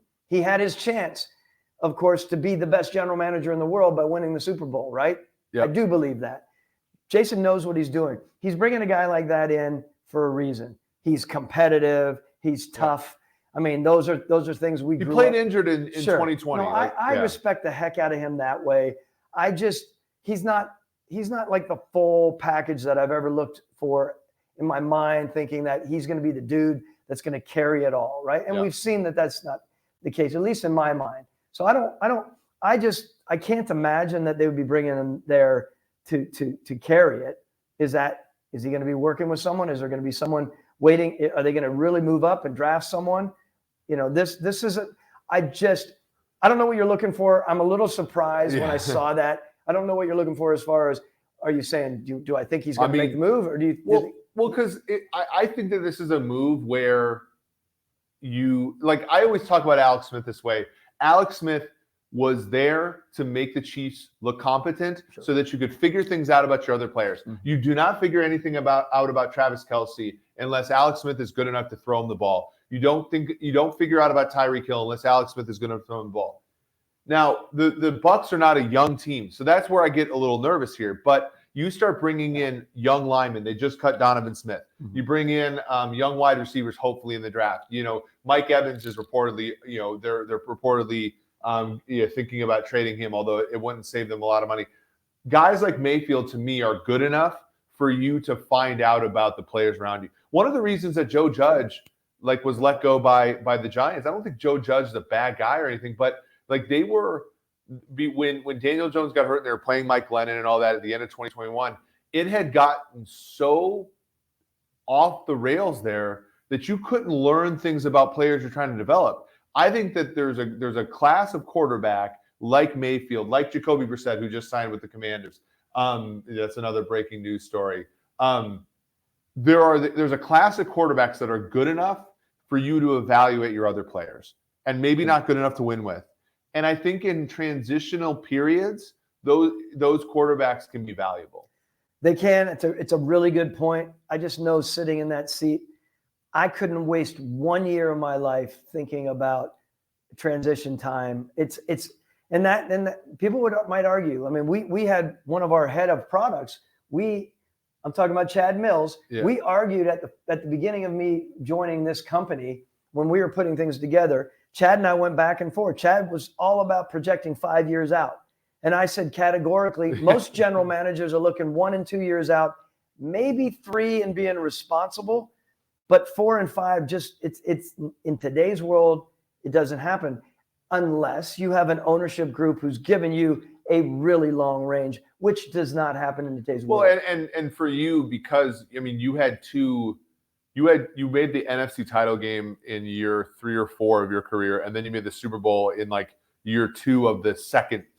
So like you bought yourself time. Light bought himself time by winning a Super Bowl and then making the playoffs 2 other times, winning. I mean, the Bucs just won their own division in back-to-back years for the first time in franchise history, right? So like you're talking about an ownership group that's willing to give him that time. And now the question becomes, again, like we talked about, I think about this with Joe Judge. Joe Judge like was given the go-ahead. Brian Billick, in the middle of 2007, was said, you are safe. And then they lost to an 0-13 Dolphins team, and they fired Brian. Like, to your point, like you can get all the assurances you want, but you embarrass the franchise and again, I don't mean this, but like we've seen this in the history of the league before, where guys get assurances that they're coming back, and they exhale a little bit, and then the ownership's like, yeah, actually, I didn't mean that. Like, we're gonna actually move on from you. And so I think to your point, like how you Baker Mayfield might be a good enough quarterback where it never does get that bad for you if you're Tampa Bay, and you get the opportunity to sort of see it forward.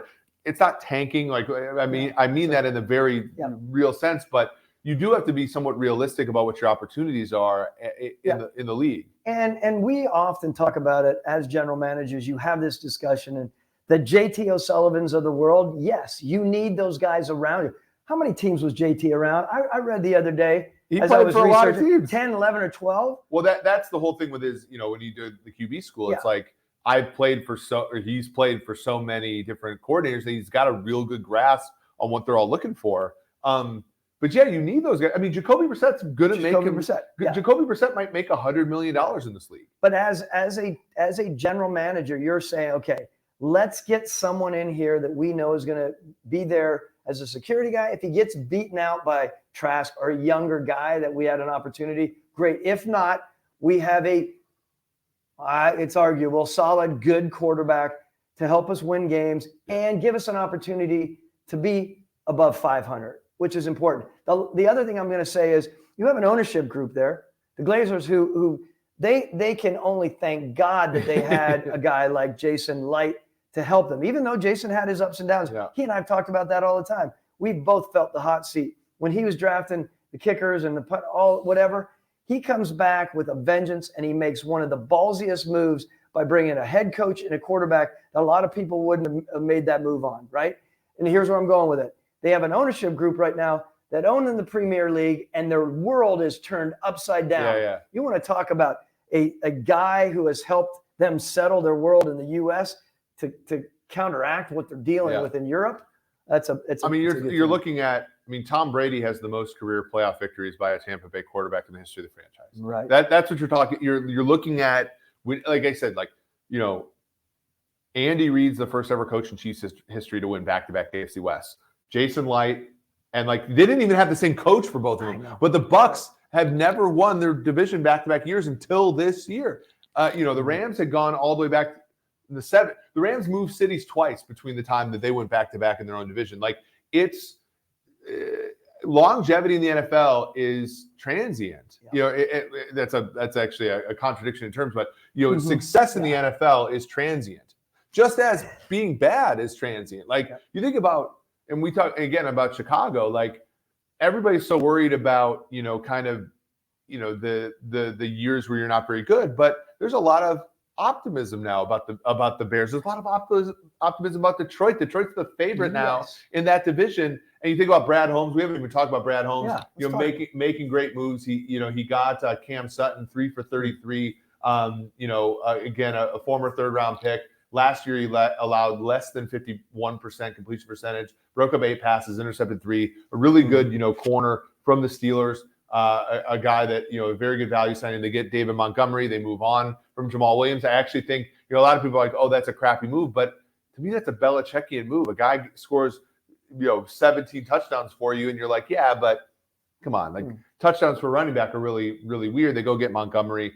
They get Emmanuel Mosley, a guy who's played in the league, played in Super Bowls before for the Niners.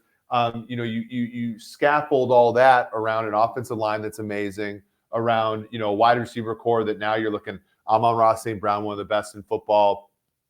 Jamison Williams, a top 12 pick. You trade TJ Hawkinson within division last year. That was a big one for me. Then they just basically almost went out after that, right? And so there's a lot of just, gutsy moves by Brad Holmes that I think a lot of people wouldn't have done. Trading with the Vikings to get Jamison Williams, trading with the Vikings to get rid of Hawkinson. I want everyone to know that is a big, big deal. You would never trade it with Mickey. It is heresy. Yeah. I love Mickey, and yet we were really competitive. That was the last thing in the world that mainly Tampa. I wouldn't have traded with Jason. Yeah. He and I would look across the sidelines at the end of games as we were down there in the last 6 minutes, and we'd be like, and it was interesting. But let's raise the roof here a little bit for my guy John Kaminsky. Yeah, you didn't even mention Kaminsky. Yeah. I mean, he was our guy here. We drafted him right in the 4th round. Gets cut, goes to Detroit. They just signed him. Played a really good season again. Yep. Dan gets the most out of guys like this. This guy is through and through, tough ass, Barberton, Ohio. By the way, my hometown. Okay. Was that part of the decision initially or no? When we drafted him? Yeah. He was if you know Barberton, Ohio, or Rubber Factory, Ohio, I never really lived there. My dad was from there. We moved up Miami, Ohio because he was a coach at Miami of Ohio, but our roots were there. And we saw a guy like this. We know what he was about. Just like you, when you go out to the Midwest or where you're from, you look at someone, you're like, I know this person through and through. I was at the combine the whole time. I'm like, Mark Richards, Chiefs Analytics. He's from Minnesota. I was like, that's right. They're just like Matt Polensky from the Niners, also a Minnesota kid. Like you look around and you're like, you identify similarly, right? Well, look, you can look there and you say Chris Spielman, who's involved there, and he was a Massillon guy just down the street from Barberton, Ohio. Yeah.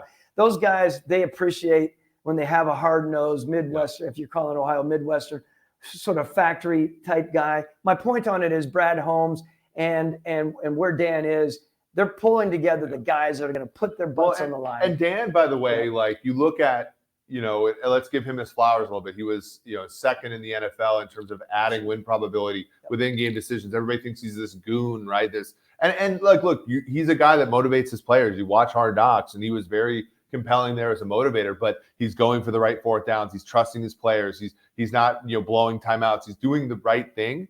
And obviously that's not him doing the math. That's him trusting somebody that they've done the math. And you look at his coordinators, that's a guy in Aaron Glenn he trusts. And, they fired Aubrey Pleasant, the defensive backs coach. Yeah. They only lose 2 games the rest of the year after that, making even smart decisions along the coaching staff. And then Ben Johnson, you could make, and they don't make these official, but they gave him a raise. He might make more than Campbell, but he's a brilliant offensive mind. You want to keep him in the building, and obviously he did really good job with Goff. And you again, you think about building that culture up. 3-13-1 in 2021.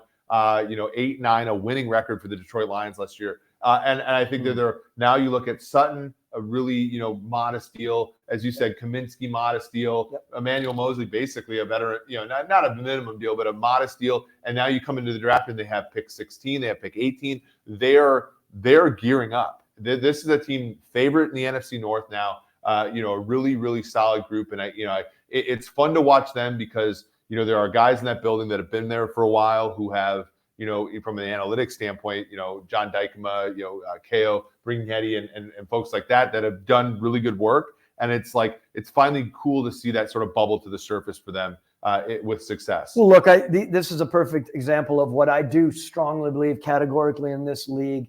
You let the football people do their stuff, right? Yeah. You have two football guys there through and through, a head coach and a general manager. When you hire them, you let them do their stuff. So even though Chris Spielman is in the building there, he backs away. He might have some good opinions, of course.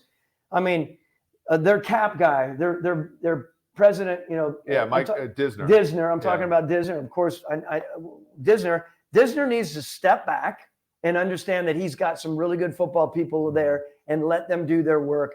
He and the president there, Rod Wood, they should do their business, right? And know that they're helping in any way they can by the contractual side. But I would say this for anyone, and Disner's a perfect example. Let them do their world, their business. It's going to help, and it's going to benefit you in the long run. Yeah. And those are guys that have been through multiple regimes too. So, right. And that's the thing where people can get territorial when a new GM comes in. They can get territorial when a new head coach comes in. And, it's good to see, again, guys, being able to make their own fingerprints on this team and win with it, because it is such a, they've been down so much. And you think about back in the old days when Wayne Fontes was coaching the team in the Pontiac Silverdome, and you want to see that. They haven't hosted a playoff game. The last playoff game the Lions have hosted was Brett Favre's first playoff start. Yep. You think about that, like this city deserves, you think about like the romantic part of this game. This city deserves a playoff game. And we root for people here. We don't root for teams necessarily, but it is fun to see the people in that building have some success last year. Let's talk about some of the players that are still available in free agency. Hopefully we don't miss any news here, but there are some players who are still pretty high profile that have not been signed. One of them I think is interesting because this player got the franchise tag last year from Dallas, and he declined. He was my old company PFF. We assigned him about 0.45 wins above replacement. He declined by 50%, 0.3 the next year. Dalton Schultz. I think the tight end is always a enticing position to franchise tag because the tag's cheap. Yeah. But if the guy's not a superstar, you end up in this realm again, right? Like, and can you give me like a little bit of idea here? Because you guys had obviously with Tony, a Hall of Fame player, and then after that you had a bunch of useful guys. Levine Toilolo, Austin Hooper, even Hayden Hurst, who I know signed a contract today with Carolina, if I'm not mistaken. Yes. But like none of those guys are franchise tag players. And I feel like the franchise tag, because it's so different based upon different positions, you get things like this where Schultz is on the franchise tag. You have big expectations. He declines. And now he's sitting here a couple days into free agency. Part of it is the fact that, as you said, the draft is full of good tight ends. But part of it is the fact that the shine is worn off a little bit. Shine's worn off a little bit. And you watch him. I happen to be trying to really dig in on him and see how he was truly moving around at this point and what he was compared to Evan Ingram as far as athletic movement.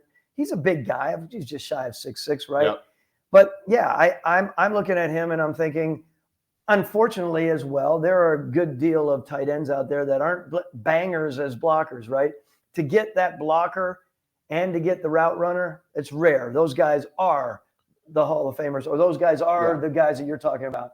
The guys that are getting by and they're 4s and 5s, 4 being average in our scale and 5 being okay as a blocker, and they're running routes, good, not great. Yeah. Their run after the catches, solid. I mean, there's a lot of solidness to him, of course, but where he is right now will be really interesting to see where he goes. Will he end up? Where will he end up? I mean, Dallas doesn't have a ton of room, and that really, I think, hurts him. They just had to get rid of Zeke, so maybe they give him an offer. But I think also, again, you think about they moved on from Kellen Moore.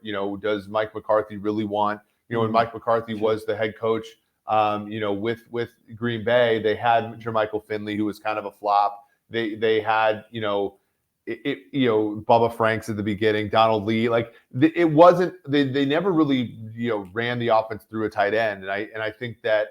That might be working against him, whereas Kellen Moore might have preferred him a little bit more. Here's a player that I think is very intriguing. It's Chauncey Gardner-Johnson, right? He's, a former rival of yours with the Saints. I think, he was one of the league leaders in interceptions this year. Was traded, sort of in that August, time period. Howie Roseman's always sort of buying low on players, that kind of thing. He did break an arm during the season, but he did come back for the playoffs. He's a guy who played slot corner for New Orleans, and then he played safety for Philadelphia. So he has that kind of Tyrann Mathieu-like versatility. I don't think he's going to stay on the market for very long. But there is this weird thing about those kind of players in the market is they don't get paid very much. They don't get paid very much, and I can't comment a whole bunch on him. I don't have a ton to say about him. I 100% agree with what you're saying, and I'll just leave it at that. Yeah. That's one that's interesting. I just think I think he's going to be a very good player for whoever signs him. I just think he might be disappointed with the market he ends up with, just because that position. I mean, you think about when you were in Atlanta, it's like Brian Poole was a pretty good player for you for a number of years, but he never really sniffed good money because it's just a position the league doesn't value. I mean, the real weird part is that most of the time a slot corner is a failed outside corner. Many times he is. You're exactly right. And only from places like Alabama or somebody like that do you end up getting a guy who was trained at that position. And it has to be those big schools, because if you're a slot corner and you're playing for UTSA, you're not very good, because if you were good, you'd be playing outside. And yet there's a role there, of course, and you can do really well for your team. Those years that we were with New England, I mean, we were very, very particular about having someone in that role who was really, really smart. Of course, they had good, solid inside ability, agility, and awareness was a really big thing with Chauncey Gardner. That is what he is. Yeah. But I just don't. I mean, I don't have a feel of where he's going to go. But to your point, you guys used Troy Brown in that spot to sort of like, if you can coach a wide receiver to play that position above replacement player, then how valuable is it? Is maybe the question. And I think for Gardner Johnson, maybe that's the worry. And maybe that's why he wanted to go to Philly, so he could play a more traditional safety role, so that, folks would think that he was more valuable than if he just played in the slot. One of the last guys I want to talk about before we wrap up is Orlando Brown. There was reports that he was going to go to Chicago. I think that those have since abated. I want to make sure that we don't make fools of ourselves. He is unsigned currently. Orlando Brown's a weird one, right? Because you got one of the worst athleticism scores I've ever seen, right? He's not muscular, he's big, he's slow, he's not even that strong when you look at like bench press and stuff like that. He's a waist bender for the most part, not to get all look at me, a mathematician talking about waist bending. He's a waist bender. He's gotten worse from a wins above replacement every single year, right? Like, so in Ravens run first offense, he was worth a lot because he was a good run blocker, especially on the right side. He moves to the left side in Kansas City, and he got sort of less valuable year in and year out. He was the guy that gave up the pressure in Arden Key that ended up being the ankle injury to Mahomes. Last year he was on the franchise tag at $16 million. The Chiefs offered him a reasonable deal. He did not have an agent who had ever been a football agent before, so they flubbed that. Chiefs move on. They go with Jawan Taylor, at least for now. Orlando Brown remains a free agent. What do you think happens here? Because I think he's going to have to eat some humble pie possibly and take a deal that's a little bit less than what Kansas City was offering him even last year. I think he's going to have to eat humble pie. We made some of those mistakes where there were some of those guys out there that we projected, and they're not around all the time. Again, he has his limitations, no question about it. How many games has he started in total, though? Yeah, he's played every game. I mean, he plays all the time. So he plays all the time, and you have an experienced guy out there. Look, I don't know how many times it frustrated me in those early years when we were playing with a right and a left tackle who were not big athletes. They were upright, erect players, so they were getting their asses knocked back into Matt Ryan, and I'm pulling my hair out. Yeah. And then we would sign them year in, year out for the next 2 or 3 years. So, And why is that? Is just the coach prefers the known bad? Yes, okay. Exactly. It's a really good point. Now, the guys that were doing that for us weren't jackasses at all. They were hard-nosed guys, and they had limitations, but we would rather go with that, that direction. If you get a guy who's a goofy guy and a guy who's not a real team guy, he's not working hard, and he's a pain in the butt for the coaches and ultimately for the organization, well, then, you're short-lived. Yeah. And I think Orlando Brown is, he's kind of, I think, people will look at when he negotiated his deal with Kansas City and think, oh, this is kind of a clown. But for the most part, you look, he's the best friend of the quarterback. He's, a really, he plays every play, as you said. He plays pretty hard, all those kinds of things.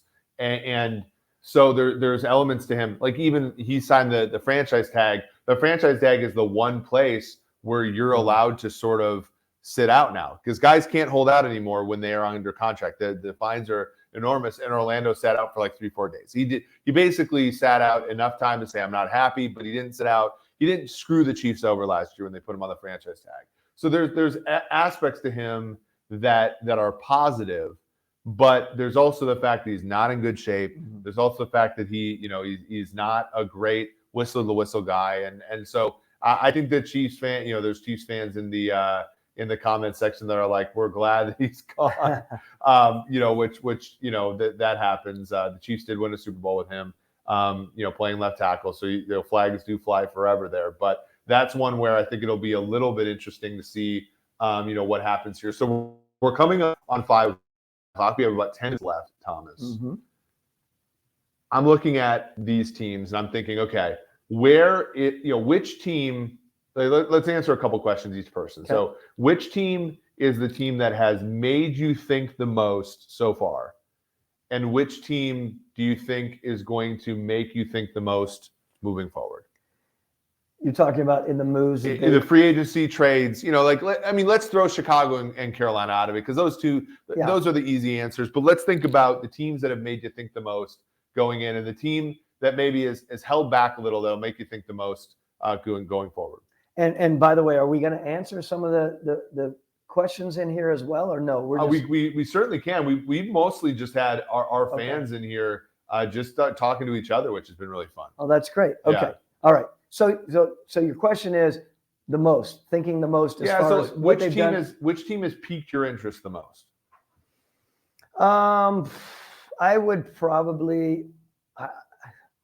I'm really curious on how the Raiders are going to navigate through what they're doing, to be honest with you. That's big for me. Knowing Josh, knowing what they've done with, how they're going to operate with a quarterback that I think has some middle of the line, injury issues with him too. Injury issues, yeah. And I just think those two guys, general manager and head coach, have really good football minds about them, and they have vision. But they also, they're in a situation where they have an owner who's got expectations, and I just don't know going into this season how much patience is going to be there. And maybe that was all driven by the media and the fan base. Was there really? You're such a fan of this game. Was there a lot of banter out there? Were there comments out there from when I was? When I was at PFF last year, I was tasked with making a lot more predictions. I was betting. I was doing this, and Raiders fans were very adamant that they were supposed to win last year. And, I always came back and said, look, you're 6-1 to win your own division. You do all these moves, and, Derek Carr is not, I'm not a huge fan of Derek Carr. I've watched him forever. And Raiders fans like, no, this is our year. This is our year. This is our year. And, they were competitive last year. They took the Chiefs down to the wire in Arrowhead. They lost a lot of one-score games. I don't think they were as bad as the record indicated. But last year was very much we're going to push a lot of the chips in the middle of the table. And I think this year it doesn't strike me as that way. I think they're a little bit more measured. But they were very much supposed to win last year. And I think it smarted a little bit. And I think that they were very smart in terms of the contract they gave Derek Carr was a 1 year with an out. Yep. And Derek Carr, who was, in my opinion, for him, very, very good in 2021. And he had done some good things with John Gruden before John Gruden was fired that I thought it almost entirely regressed. And to your point about Josh McDaniel, Josh McDaniel got very good seasons out of Kyle Orton. He's got very good seasons out of Tom Brady, of course, Matt Castle, as you know, that was your first year with the Falcons, but you probably saw how good he was with the Patriots when Brady got injured. The fact that Carr couldn't mesh with him was a tell to me. And so once that happened, the Christmas Day game where he couldn't throw the ball in the ocean against the Steelers, you knew it was over. and they were going to move on. Now, I'm surprised that it's Garoppolo, but I'm intrigued because obviously when a guy's worked with every quarterback that he's ever had except for one, you'd sort of assume that Jimmy G's going to fall in that other bucket, the bucket with the Bradys and all those. But it'll be interesting to see that. So we didn't even talk about some of these other teams very quickly, like the Chargers. We really didn't talk a whole bunch about. The Chargers just kind of kicked the can down the road again, right? Like they basically, and this is where it gets tough, right? And this is where I talk about, restructures and why, you go to SumerSports.com and read our article about restructures. But like they basically restructured Mike Williams, they restructured Keenan Allen, they restructured, they got Eric Kendricks, who in my opinion is like the quintessential Los Angeles Chargers linebacker. But there's a lot of cap charges for next year. And next year is when you're going to have to start paying Justin Herbert. Not a lot, but he's going to get his contract now. And you think about that signing bonus, that's going to prorate, into the following years. So I'm interested to see. Kellen Moore, to me, though, is a really, really good acquisition for them. Kellen Moore is a fabulous offensive coordinator. And I think, all this stuff that's held Justin Herbert back the last 3 years, I think if Kellen Moore can't solve it, I think you're going to have to look at Justin Herbert a little bit more critically this next year. I want to fold into, let's stay out west a little bit. Yeah. Let's talk about Denver for a minute because we really haven't, I don't think we've talked. No, not really. And they made moves. They made moves. Like the O-line move elements for them is important. Yep. You have Sean Payton coming in there with a really strong opinion about how he wants to put things together. You know my feelings about George Payton. I really like George as a general manager. It's unfortunate so many people are taking their shots, and I feel for him because every once in a while I know. You would do the same thing, right? Like if you were him, it's the same thing with Joe Douglas. If exactly. Rodgers goes there and doesn't work, you're not going to like what we all thought that Russell Wilson was a Hall of Famer at this time last year. We all did. Like, and so but like you look at their signings, right? Like to me, they're all signings to buffer the risk. Michael Burton's a fullback. You take them from the Chiefs. He's a good fullback. Samaje Perine's a good backup running back. A guy you think about last year, they go Javonte Williams into Melvin Gordon. Why did they cut Melvin Gordon? Because he could not hang on to the ball. That guy fumbled the ball at historic rates. Jarrett Stidham. Why is Jarrett Stidham there? Because Russell Wilson was banged up a lot last year. You need a quarterback to at least get you on the green. If you're there, Chris Manners, a good backup tight end. Like Mike McGlinchey's a good right tackle. Zach Allen, as you talked about when we talked about the interior defensive lineman before that Monday night game, a pretty good underrated player. None of those guys are difference makers. None of those guys are going to move the Vegas win total on the betting markets, but they're all going to keep shit from hitting the fan all that vigorously, right? Like that's and we talked about this yesterday. Like the sad truth of these days, as cool as they are and as fun as we've had for 2 hours talking about this, not a lot of difference makers change teams in free agency. But it's about buffering the risk around your roster. And I think Denver did that. We don't gamble anymore, as a part of Sumer, but that'd be a team I would bet to make the playoffs. Like if I were still gambling, I would bet the Broncos because I think Sean Payton got a 9-8 season out of Taysom Hill, Jameis Winston, and Trevor Siemian. He's going to be able to get Russell Wilson back to somewhat competent football play. And, the rest of the roster, Jerry Jeudy's a wonderful player. It sounds like he's on the block, but Sutton's great. The Albert Abuakuam, can they unlock him a little bit? Another young tight end who struggled. And then the whole defense is very good. You got to bank on Sean Payton. And as much as the Atlanta Falcon faithful will be agitated, not only that I took Alvin Kamara as my first ever fantasy player, but that I laud Sean for being one of those coaches of less than a handful in the league, I believe, that you would trade picks away to bring into your organization. I think he's going to do really good things for them as long as there's an open mind. And of course, this is a big thing for Russell and how Russell kind of comes out of where he was, Russell Wilson. Of course, I think that's a big thing. But I I think I'm banking on them to turn it around and work together. You have a head coach and a general manager that will be able to work together well. Yeah. And this is an interesting thing. I want to stop this, but George Payton was one of the most respected talent evaluators. He did great work for Minnesota, and Rick Spielman helped him get to a lot of places. They broke the bank to keep him for all those years. Exactly. Oh, yeah. I mean, and so what it reveals to most people is it's a completely different story when you get into the GM role. There's a lot on your plate, and it's not all about your evaluation prowess. It's about your decision making. Of course, it's about how you operate. And you have a lot of things that could be on you. You could have an ownership situation.